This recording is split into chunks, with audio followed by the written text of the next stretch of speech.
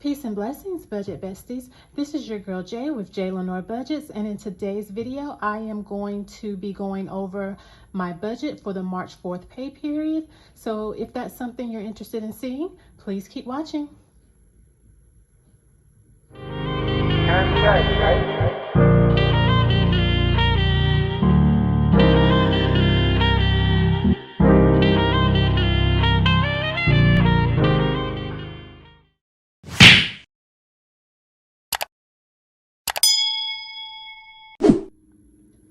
Alrighty, so I'm going to jump right into this because this may be a kind of a lengthy video just because I want to be sure I explain my cashless envelope method because I don't know if I've actually really gone into detail about that.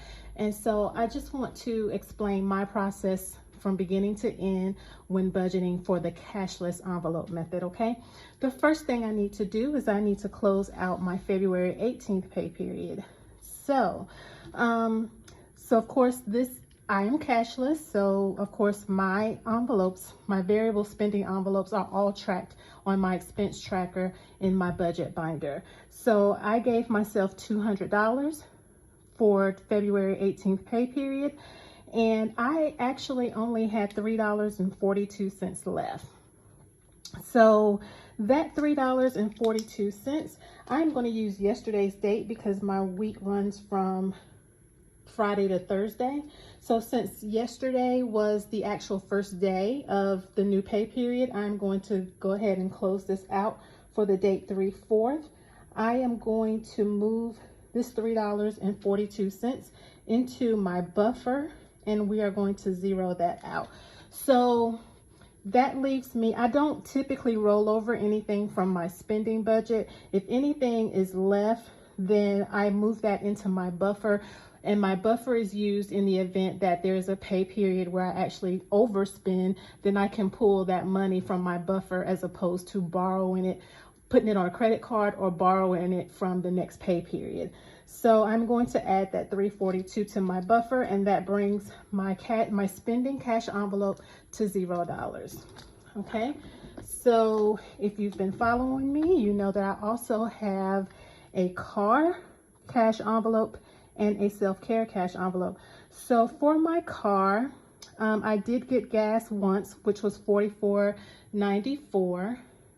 That left me with $55.06. So again, I am going to use the 3/4 date because that started the new pay period. So I am going to roll over $50 into next pay period, and that leaves me with $5.06. And then for the $5.06, I am going to add that to my buffer, and I am going to zero that out. So like I said, I got gas once, which was $44.94. I'm rolling over $50, and $5.06 is going into my buffer. Self-care, I started out with $60. I spent $60, so there's nothing left in self-care. So the only thing that I have as I close out my February 18th pay period, the only thing that I have left is the $50 that I'm rolling over into my car cash envelope, okay? All right, so now let's go ahead and go into March 4th.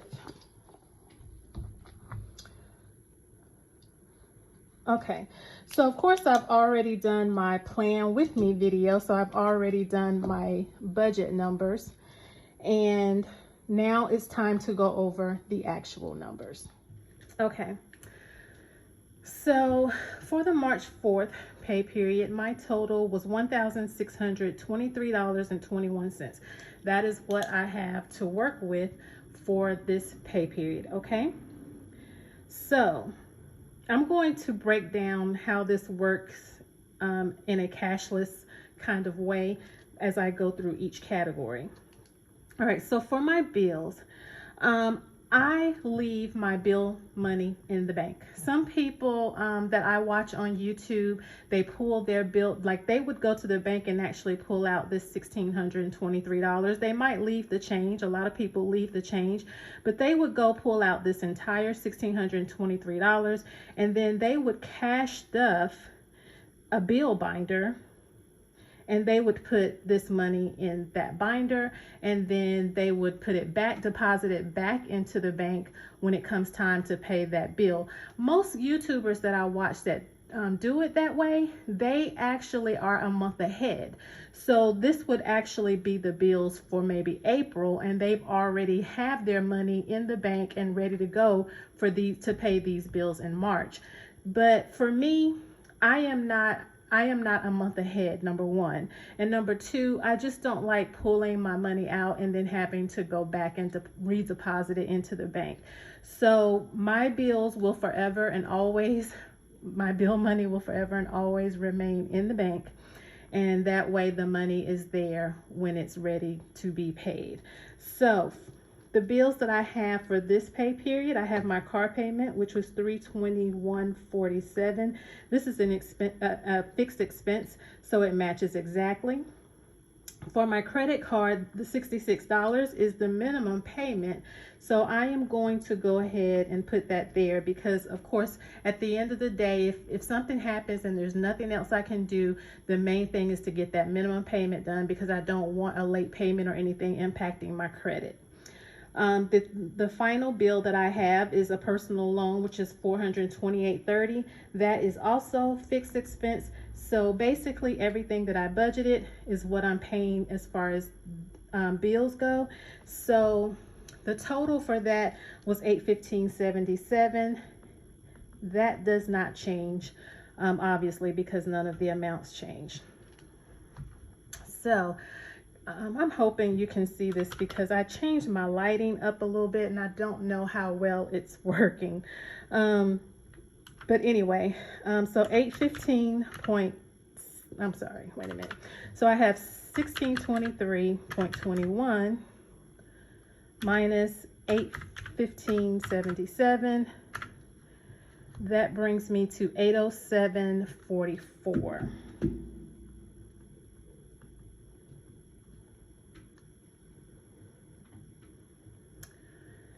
Okay, so 807.44, I'm going to bring that down here, 807.44. Okay, so again, I leave my bill money in the bank. I do not pull that, and it's already there. As you can see, like my car payment is not due till March 16th, and my personal loan is not due till March 23rd. So that money will sit in the bank. I've already they're automatically debited, so I don't have to go in and actually pay them. They will automatically come out of my account on the due dates. So that money will basically sit there until it's time for it to come out.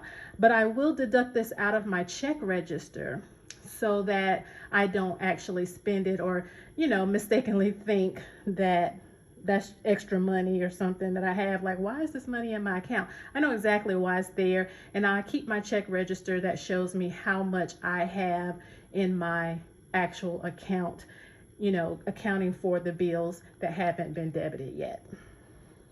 So for my envelope section, this is where a lot of YouTubers that use the cash envelope method, they will also stuff their cash envelopes for their variable expenses. And typically, most YouTubers or budgeters have more than one.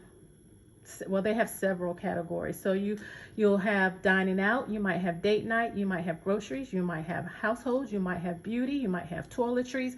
There are so many categories that people will have. But because I am cashless, I don't have all of those categories because for me, I find it easier to just have one spending category. I allot myself $100 a week and I do what I need to do with that. Okay, I do have a separate cash envelope for car, which is for gas and getting my car cleaned up. And then I do have self-care, which I allot myself primarily right now is being used for hair appointments, because I have been going to the salon a little bit more lately. So right now, that is what that is used for. Now this miscellaneous 20, if you've been following me, you know that this I do give myself in cash, and this is just so that I can have a little bit of cash in my wallet in the event that I need to go to a vending machine or convenience store, you know, just to pick up something that may only cost $1 or $2, and I don't want to use my card. With that being said, I am back in the office. I've been working from home for 2 years now, and I am transitioning. I'm trying to get back into the swing of things because I am back in the office. So if you've been following me, you know that I typically have this whole $20 left, but that may not be the case anymore because, like I said, I may be at the vending machine or doing other things with my $20, so I may not actually have that anymore. So the spending that I'm giving myself is $200. I'm giving myself exactly what I budgeted, which is $200 for spending, $50 for car, $50 for self-care, and $20 for miscellaneous. And of course, that totals $320. So if I take the $807.44 and minus $320, that gives me $487.44. $487.44. All right, and then that brings me up here with $487.44. Now, before I move on, I want to show just a quick recap of how I do my cash envelope. So you see I've given myself $200 for spending, $50 for car, and $50 for self-care. These are basically my cash envelopes, okay? How I track what's in my cash envelopes is what you just saw me do at the beginning of this video when I closed out. I actually use the expense trackers in here to actually account for my cash envelopes. So as you can see, I have given myself in the spending category, I have given myself the $200. Now, like I said, my weeks runs from Friday to Thursday. So yesterday, the March 4th, was the very first day of my new pay period. I did go to Chick-fil-A. That Chick-fil-A has got to be my favorite spot. But I did go to Chick-fil-A and get some dinner last night. I have already deducted that amount. This amount is $1 higher than my total, but that's because of the amount, because of me, the type of account that I have at my bank. They transfer $1 for every debit card transaction, and it's just a kind of a way to save your money, like an automatic savings type thing, where they automatically transfer $1 for any debit card. Anytime I use my debit card, they will transfer $1. So all of my debit card purchases that I list on my expense tracker is actually $1 more than what the normal price. So if I had gone to Chick-fil-A and paid cash, I could have paid $9.80.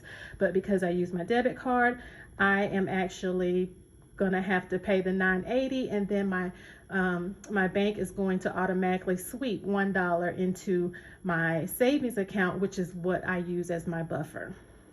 So it's almost like saving the change, because I have a coin jar, but I don't have a lot of coins because I don't carry a lot of cash.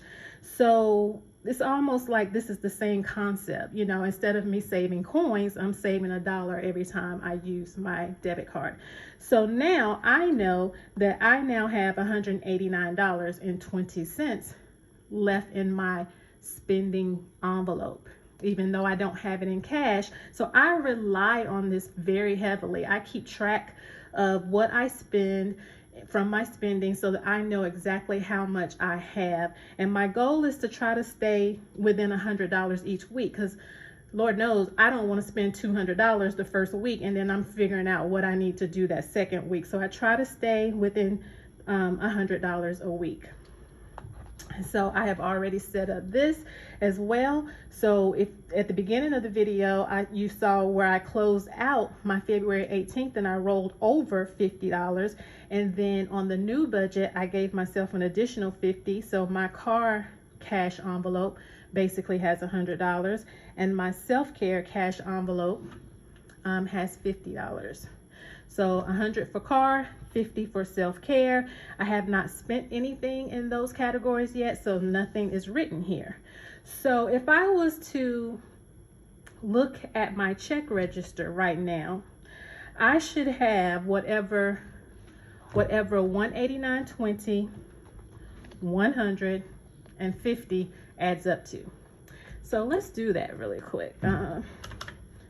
So 189.20 plus 100 plus 50 equals $339.20. Because I have already logged all of my bills, all of my savings and everything in my check register, I know that this matches because this is exactly how I have available in my account, and it should always match what's remaining in my trackers, in my expense trackers. Okay, I hope that that makes sense. It makes sense in my head, but it seems like it's kind of might be a little confusing when I explain it. So I have this is what I use as my check register. I'm almost done with this one. So I have already purchased another one, but I use these little fat notebooks, the little fat books, I think they're called. And this is what I use as my check register. I just purchased this one so that I can make sure I have one on hand when I am done with this one. This is my current one that I use. It is almost done. I also have some other pages used for different things in here. And so whenever I spend anything, I always log it in two places. I log it in here so that I can keep track of my checking account. So this is my check register. I check off things as they clear. And so this is actually my check register. And then and then I also track it here so that I can make sure that these amounts match up. So I make sure that what's here is what's here. And that's like a checks and balances system that I use to make sure that my account is okay. Okay, so that's how I do my cash envelopes. So to me, this is easier than going to the bank, getting the cash, putting it in an envelope, carrying those envelopes with me to the store, to the restaurant or whatever. Yeah, it just makes more sense for me. I know the budget mom actually, she really loves the cash method because she's thinking, because for most people, you're more mindful of what you're spending if you actually have the cash versus using a card. But guys, if I have the cash, I'm the type of person where if I have the cash on me, I still may use my card just because I don't want to spend my cash. I mean, so it kind of defeats the purpose for me to go in and get cash out of the bank and try to spend cash. It really defeats the purpose because I'm probably still going to use my card, and then I'm gonna have to go put that cash back in the bank to cover the debit that I made on my card. So yeah, it just works better for me this way. Okay, so let's go back to the budget for March 4th.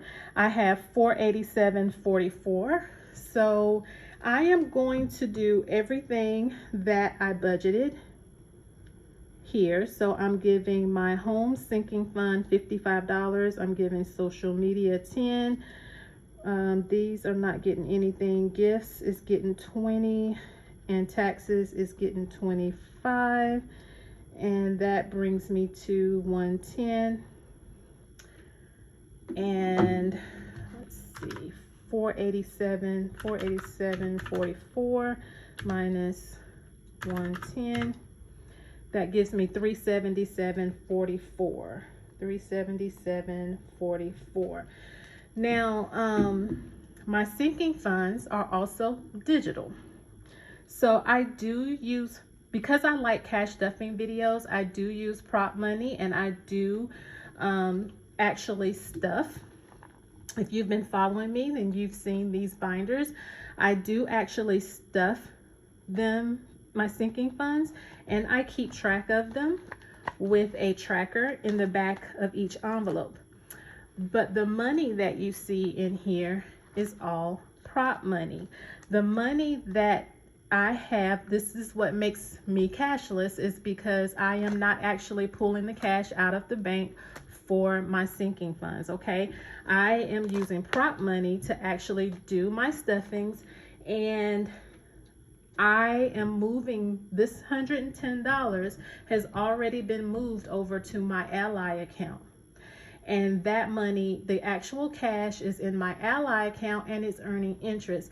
Now, interest is not that great these days. I do have a high yield savings account. Ally, the savings account that they offer is a high yield savings account, and it does pay more interest than a lot of your major banks. But just in general, interest rates are not that great right now.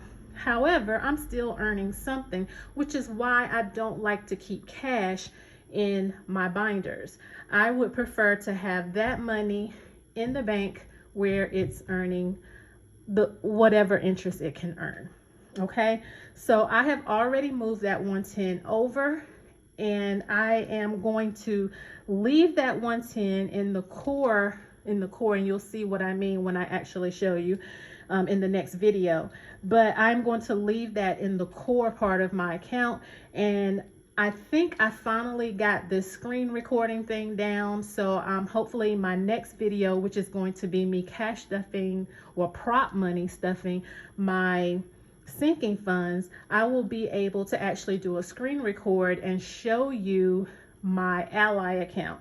So with that being said, I've already moved this $110 into that account, but I have not dispersed it to my buckets, which is what Ally calls the sinking funds. I have not actually dispersed that because that's something that I'm hoping to be able to film and show you how I do that, okay? So that will hopefully be in the next video. So stay tuned for that if you're interested in my digital sinking funds. Because I will still stuff my prop money because I do keep track. So I am a double person. I like to make sure that things are logged in two places. So for my sinking funds, it's logged in the Ally account, and then it's also logged in the trackers that I use in my book. And that's a checks and balances for me to make sure that everything matches out. Okay, so moving on down to extra debt. So we have $377.44. So my actual amount that I can give to my credit card, my extra payment that I can give to my credit card, I've determined that that amount is $205.44. So this would be $205.44, and then we're going to subtract that.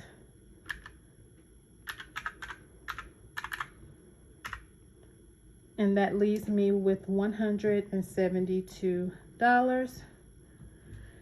I'm going to bring that down to my extra savings, which is $172. My 100 envelope challenge, we're stuffing $92 this pay period. My Cancer Sucks challenge, I will be stuffing the $60.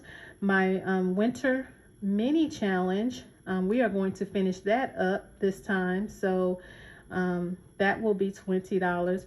And then I do not have anything for my buffer because this totals $172, which is what I had left.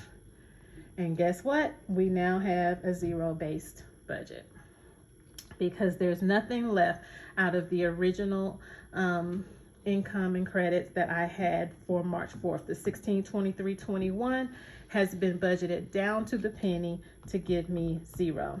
Now, one thing I want to say is about my extra savings is that I do stuff my savings accounts, my savings challenges in cash. Number one, the Ally high yield savings account that I have, per savings account, Ally will allow you 10 buckets, which essentially is 10 sinking funds. So up here, I actually have 9. And then my 10th bucket that I use is actually my interest bucket. So I have the interest that I earn go into a separate bucket. And like I said, when I do my screen recording for the next video, I will be able to show you that. But I like to keep my interest separate, just so that I can see how much I'm earning, how much that's total. So ever since I've had that account, I believe I've earned like $5 and some change. So I actually keep that in an extra bucket, which makes it bucket number 10. So I don't have any more buckets. I would have to open another savings account to have another 10 buckets to be able to save. That's one reason why my savings challenges are done in cash. The other reason is because I have these beautiful cash envelopes for my 100 envelope challenge. I mean, I would prefer, you know, to stuff these beautiful envelopes with cash rather than, you know, rather than putting it in the bank. So I just, you know, this was something that I just chose to do because I thought it was neat. I thought it was pretty. And so I was like, yeah, let's do this in cash. So all of my envelopes that I have left to do are in this container. And when I do my savings challenge video, I pull my numbers and then I pull whatever the corresponding envelopes are out of that container. So, and then of course, once I stuff the envelopes, those are actually secured in my home in a safe, hidden away. So the cash, so the ones that actually have the cash in them are not sitting out like these are. These I keep, the empty ones I keep on my desk, and the ones that I've already pulled and filled are the ones that are stored away. Okay, so the Cancer Sucks Challenge, of course, is the one that I'm doing for Gina Renee RN Budgets. And then the Winter Mini Challenge, of course, is, I will be finishing that one this pay period so that we can go ahead and start prepping for the spring. So my savings do go, I'll do stuff these in cash, but this is the only part of my budget that's cash. Everything else is cashless, where I use prop money if I do stuff anything, or I actually don't pull the money out of my checking account at all. So guys, I know this was an extra long video, but yesterday, March 4th, made my 2-month anniversary on YouTube. I'm so excited about that. So I figured in honor of 2 months, I would make sure that I explained my cashless envelope method. And so that way I'll always have a video that I can refer people back to if they want more information on how my cashless system works, okay? So that is it, guys. I want to thank you so much. If you've made it through to the end of this video, thank you. God bless you. I truly appreciate those that make it to the end. I appreciate everyone that views my videos, but I especially appreciate the ones that make it to the end. So guys, thank you so much for being here. And if you've made it to the end, you might as well go ahead and click that subscribe button. You might as well join me and, you know, and see what's going on over here. I got some other things that I'm looking to incorporate into my channel. So join me. Come along for the ride. And if you have any comments, if you have any tips or anything you'd like to share with me, please leave them in the comments below. I would love to hear them. I would love to engage with you. So guys, thank you so much. I will help you have a wonderful and blessed day. Bye-bye.